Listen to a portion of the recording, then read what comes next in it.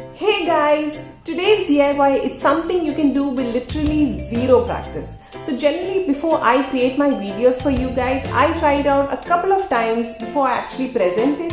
But this one is different. This one, I'm doing this for the first time and I was so happy with the way it turned out that I just had to share it with you.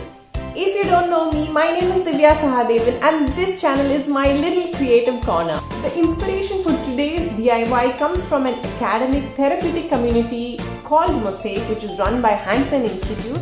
My sister works with Hanklin Institute and she was sharing this really interesting story on how they came up with the logo for Mosaic. And that is really where this idea was born for me. Hanklin Institute are also having their annual event this weekend on Sunday the 29th of November. The event is called Sidechart and the theme for this year is Elephants in the Room. There are several sessions organized throughout the day. You can choose to join all or even pick and choose the ones you are interested in. If this sounds interesting to you, make sure you check out the details which I've linked on my description box below. I've included the registration link as well as all the other details that you need to know. Check it out. Okay, coming back to our DIY, let's get on with it.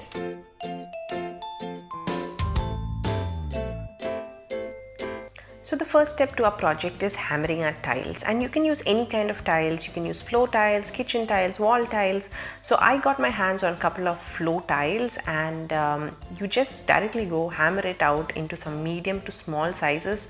Just go all out. So hammer away, just make sure you use some safety glasses and gloves so you're protected. The next step is to give a coating of base paint to the area where you're going to be performing your project. So I'm doing this on a mirror frame and I'm using chalk paint here to give my base paint. Just give a thin coat. It doesn't have to be perfect and there's going to be definitely wood coming through, but most of this is going to get covered by our tiles, so I'm not giving too much attention to it. I'm just going to give it one layer of paint, and I'm also going to paint the inner corners and the outsides as well. So those areas I want to make sure it's nice and neat, because those areas actually going to be open and I'm not going to be sticking the tiles on those areas. So you can see here, this is after one coat and the inner layer is still, you can see the wood coming through. So that's the reason I'm going to be putting a second coat just on the inner layers, and the outer it's fine because it's going to get covered anyway. Also the same, I'm going to give a second coat to the outside edges, which are also going to be visible after I'm done with my project. So once I'm done with my painting, this is how it looks and this is great. This is all I need to do. Now I'm going to move to my third step, which is to draw and design. So basically you just want to give overall a sense of a design of how you want to plan your tiling. So before that, I'm just going to cover up my mirror just to protect it from the tiles, any scratches. So it's always a good idea to cover it up. So I'm using a pencil and just tracing out any design. You can really go all creative, use any of the ideas that you have to draw any kind of pattern. And this here I have all the tiles broken up, and these are the colors that I have. So I have a blue, I have a cream, a little bit more of a greenish blue and another shade. So basically I've chosen it to give it a kind of a bluish beachish kind of tone. That's what I had in mind, and I'm just going to see how I want to place these out so that the colors go well together. Next I'm going to glue these pieces on to the frame, and for that I'm using Araldite, and this is a resin and hardener tube. It comes as a set, which I bought this on Amazon, and you just want to mix equal proportions of both of these and then mix it well together. So there are instructions on how you want to use this on the packaging. So depending on the glue that you're using, just follow the instructions that you have. So once I mix this really well, it gives a nice kind of a pearly white texture, and I'm just going to directly apply this to my tiles, and then you can stick this on wood. And it took a bit time to dry, but it was great. Like once it dried, it was a really good strong hold. So I really recommend, if you want to go ahead using this, this is great. So I'm going to first stick my edges and then move on and cover up the inner sides. So we started out with this blue, and basically you need to pick and choose the shapes which actually suit into your coverage area, and that's what really took some time, because just to find the right piece with the right cut. So just get some people to help you, that really help. I mean, it's really fun to do it as a group, and it was really nice chatting over the project.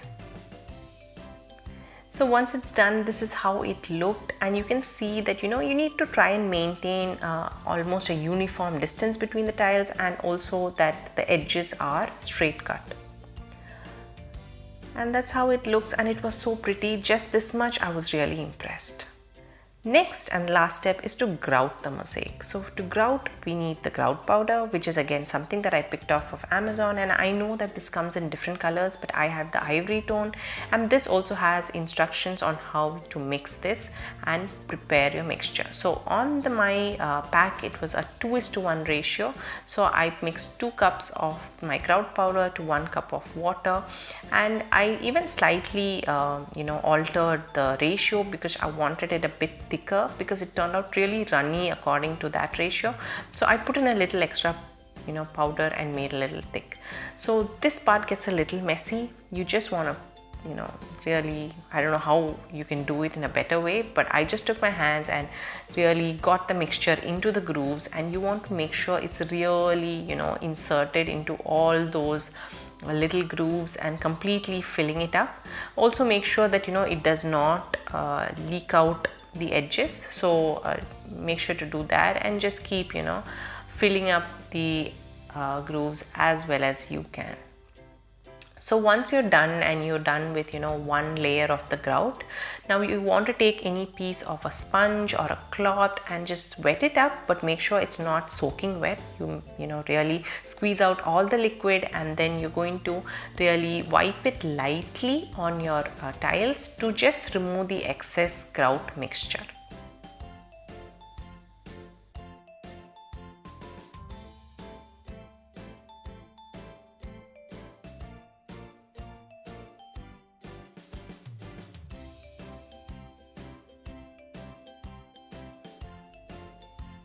So once we were done with our first round of grouting, it looked something like this.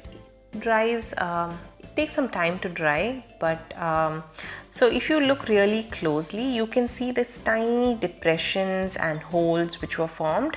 So that's why you need to go in for your second round of grouting and follow the same procedure and leave it out to dry for at least 24 hours until it's bone hard. So it's really hard. It should not be soft or moist in any area, and that's when it's ready to do the final wiping to really bring out all your tiles. So this really took some time, and it's really labor intensive and can test your patience. So make sure you really wipe it out nice and clean and really bring out all the tile colors, and that's when it really starts to look and take shape, the final shape. So once I was done with this, you can see I had a lot of help, and even one of the tiles which I chose was slightly rough on the surface, and that's why it took a lot of time for me on that specific tile to really get the grout out. So if you're choosing tiles, a pro tip, choose smooth tiles, which is going to make this process really easy for you. So this is the tile which I was talking about, and you can see I actually took a scrub we use in the kitchen for the dishes. I used one of those to really scrub down this tile to clean it up, and then I'm ready to reveal my project, and this is how it's looking. So what I really love about DIY projects like this, it really helps add those little pockets of you into your space, which I find really personal and almost special. This DIY has transformed this boring mirror into a little piece of art with its own little story. This DIY is more like a project, and it's great to do as a family or as a team event. Basically just make a day out of it, and I can guarantee you it's going to leave you fulfilled in so many ways. That's really what I did at home. We did this the entire weekend, and I had so many helping hands. And of course I tried this on my mirror, but you can really do it on, say, like a photo frame or a tabletop, or just about just create some mosaic art like a picture. So there are so many ways you can do this.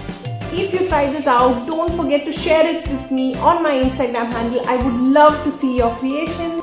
You know the drill. If you like this video, give it a thumbs up. Make sure you subscribe to my channel. I'll see you again with a new video. Until then, keep DIYing. It's me, Devi, signing out.